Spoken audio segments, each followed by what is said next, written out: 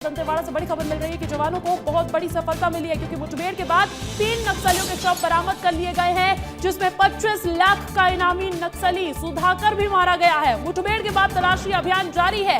INSAS rifle, 303 rifle और गोला बारूद भी बरामद किया गया है। आप ये तस्वीरें देख लीजिए, ये वो खूंखार हथियार है, ये वो दहशतगर्दी है जिन हथियारों के जरिए नक्सली अपनी दहशत फैलाते हुए नजर आए हैं। इन हथियारों को भी बरामद कर लिया गया है। हाई फाई ये हथियार है। लेकिन इसी के साथ साथ बड़ी खबर ये मिल रही है कि मुठभेड़ के बाद जहां 3 नक्सलियों को ढेर कर दिया गया तो उनके शव भी बरामद कर लिए गए और 25 लाख का इनामी नक्सली सुधाकर भी मारा गया है।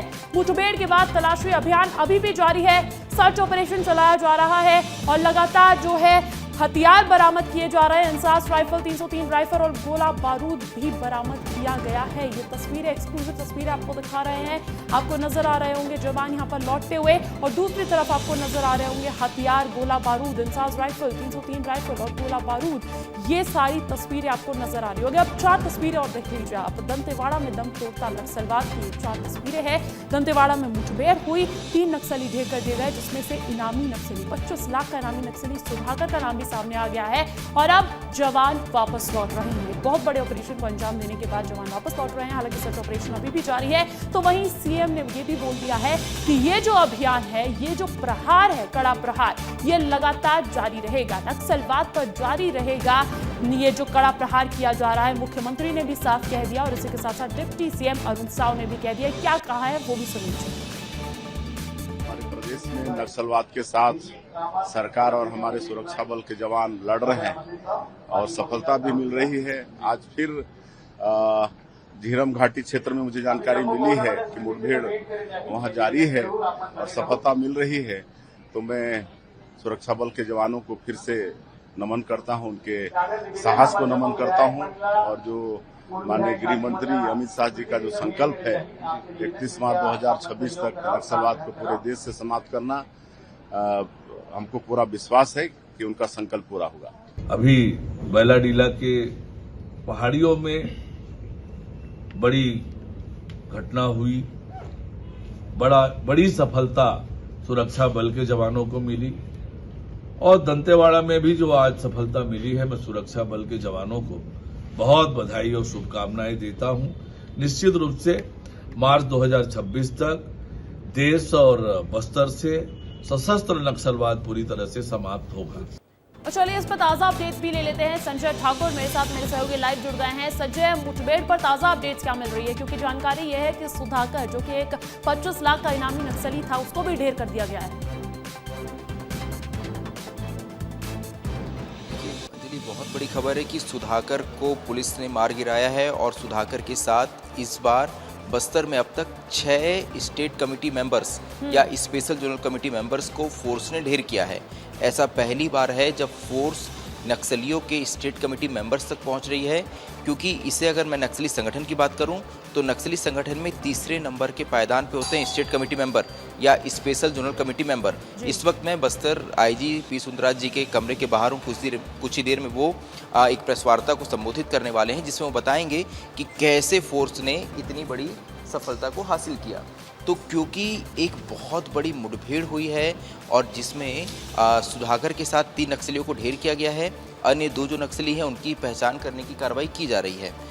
ये जो इलाका है ये नक्सलियों का, संजय थोड़ा आगे आ जाना, ये जो इलाका है ये नक्सलियों का मार डिवीज़न क्षेत्र है। यहाँ पर नक्सली काफ़ी मजबूत माने जाते हैं।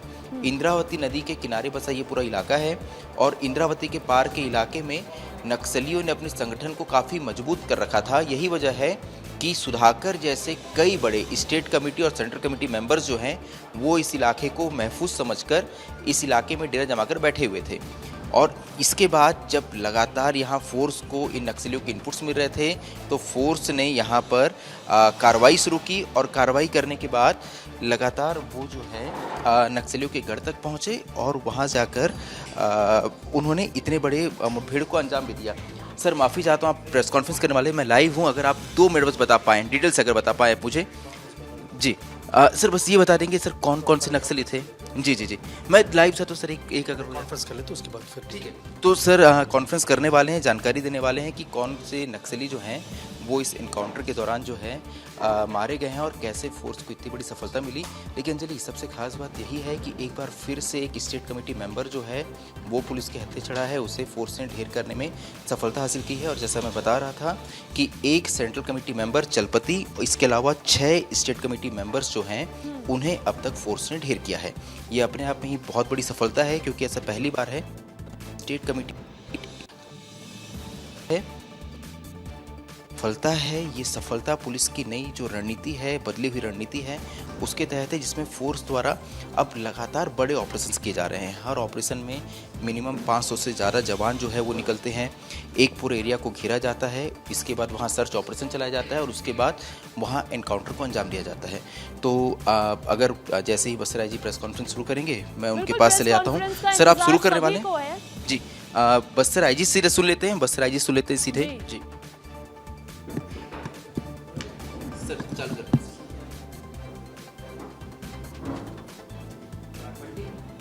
तो देखिए, मुठभेड़ के बाद 3 नक्सलियों के शव भी बरामद कर लिए गए हैं और इसमें इनामी नक्सली सुधाकर का नाम भी सामने आ रहा है। 25 लाख का इनामी नक्सली, इसका नाम सामने आ रहा है। साथ ही साथ जैसा कि जानकारी संजय भी दे रहे हैं कि ये जो कमेटी के सदस्य होते हैं, इनको जब ढेर किया जाता है तो बहुत बड़ा प्रहार इसे माना जा सकता है। और ऐसा पहली बार नहीं हुआ है। बैक टू बैक जितनी भी मुठभेड़ हो रही है, जितनी भी प्रहार हो रहे हैं, उन सभी में सुरक्षा बलों के हाथ सफलता लगती हुई नजर आ रही है।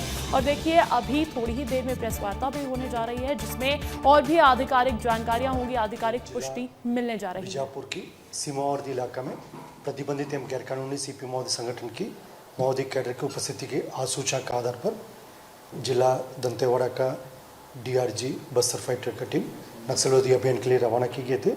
अभियान के दौरान आज दिनांक 25 मार्च को प्रातः 8 बजे से लेकर अनेक बार माओवादी एवं सुरक्षा बल के बीच में मुठभेड़ हुई। मुठभेड़ के पश्चात इलाका का सर्चिंग में 3 पुरुष माओवादियों का डेड बॉडी रिकवर किए गए थे और घटनास्थल से इंसास 303 12 बोर एवं अन्य हथियार भी बरामद किए गए थे। प्राथमिक तौर पर उस मुठभेड़ में मारा गया माओवादियों कैडर में एक का शिनाख्ती Dandakaranya special zonal committee member Sudhir के रूप में आइडेंटिफाई हुआ। मूलतः वो वारंगल तेलंगाना का रहने वाला कैडर है और विगत लगभग 30 वर्षों से ऊपर नक्सल संगठन में अलग अलग क्षेत्र में उन्होंने विभिन्न प्रकार की घटना में शामिल रहा। उसका एग्जैक्ट प्रोफाइल अभी बहुत डिटेल्स मिल जाएगा, लेकिन तेलुगु कैडर वारंगल का रहने वाला सुधीर के रूप में इसका शनाख्ती हुआ है। उसके ऊपर 25 लाख के इनाम है। अन्य 2 माओवादी कैडर का भी अभी शनाख्ती कार्रवाई की जा रही है। प्रथम नज़र से उनका DKSC जो प्रोटेक्शन टीम का कैडर के रूप में नज़र आ रहा था, उसका भी दोनों माओवादी कैडर का भी अभी कंफर्मेशन हो जाएगा। उसके बाद हम और डिटेल से उसका खुलासा कर सकता है। अब घटनास्थल से एक इंसास, एक 303 और एक 12 बोर का राइफल भी बरामद किए गए थे। अभी आसपास क्षेत्र में अभी भी सर्चिंग जारी है। वर्ष 2025 में अब तक विगत 2-2.5 महीने में अलग अलग मुठभेड़ के पश्चात बस्तर संभाग के अंतर्गत कुल 100 माओवादियों का डेड बॉडी रिकवर किए गए थे। उसका भी लगातार आसपास इलाके में भी सर्चिंग जारी है और अन्य जो जिला अंतर्गत भी नियमित रूप से नक्सल विरोधी अभियान अभी संचालित की जा रही है। माओवादी के पास अभी और कोई विकल्प नहीं बचा है। हिंसा छोड़कर शासन का आत्मसमर्पण एवं पुनर्वास पॉलिसी के तहत समाज की मुख्य धारा में शामिल होने के उद्देश्य से आत्मसमर्पण करे, नहीं तो उनका काफ़ी गंभीर परिणाम को भुगतना पड़ेगा। और जिस तरीके से विगत समय में स्थानीय पुलिस बल जैसा DRG, Bastar fighter, STF, CAF, उसके अलावा केंद्रीय अर्धसैनिक बल CRPF, कोबरा, BSF, ITBP, तमाम सुरक्षा बल, साथ साथ इंडियन एयरफोर्स का भी हमेशा एक उल्लेखनीय जो भागीदारी रहा। इन सब संयुक्त प्रयास के परिणाम स्वरूप अभी बस्तर संभाग के अंतर्गत सुरक्षा बल को काफ़ी निर्णायक बढ़त प्राप्त हुआ और आने वाले समय में शेष जो इलाका में भी हमारा जो कार्रवाई बचा है उसमें भी हम एक रणनीति के तहत एक योजनाबद्ध तरीके से इसको क्रियान्वयन करेगा, ताकि बहुत जल्द नक्सल समस्या को समाप्त करके इस क्षेत्र से नक्सल आतंक को समाप्त करने के साथ साथ विकास कार्य को भी हम गति प्रदान कर सकते हैं। सर, स्टेट कमेटी मेंबर कितना बड़ा पद होता है नक्सल संगठन में, और अब तक कितने स्टेट कमेटी मेंबर या स्पेशल जोनल कमेटी मेंबर मारे गए हैं बस्तर में? जैसा प्रतिबंधित गैर कानूनी माओवादी संगठन का जो पॉलिटिकल या उनके जो संगठन के स्ट्रक्चर के हिसाब से देखा जाएगा, सबसे ऊपर टॉप डिसीजन मेकिंग जो कैडर्स में सेंट्रल कमेटी और पुलिट ब्यूरो में आते हैं, उसके तत्पश्चात स्पेशल जोनल कमेटी या स्टेट कमेटी कैडर होते हैं, उनकी हायरार्की में नंबर 3 के हिसाब से इसमें आते हैं।